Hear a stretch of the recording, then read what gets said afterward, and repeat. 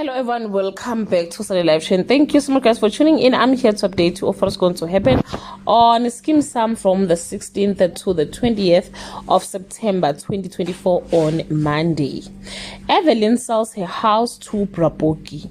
Mantuli is touched by something she overhears, but did she hear correctly? Lewatla confirms Pex's suspicions on Tuesday. Babeile teaches Pex a lesson of a lifetime. Mantuli surprises Lizzy with an unexpected act of kindness. Toby begs Cat for a job only to be turned down due to his looming rape trial on Wednesday. Evelyn strikes a deal with Braboki to save her son from going to jail. The homos confront Babeile, who stand his ground.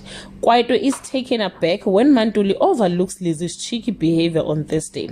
Braboki throws mother and the son out of his house. Pex breaks up with Lewatle and Mantuli spread a lie about Lizzy and Kwaito. Mantuli guys, Lizzy is pregnant on Friday. Struggling to deal with his new reality, Toby decides to skip town. Lewatle is willing to do anything to get back with her man.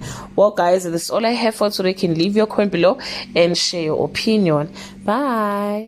Hello everyone.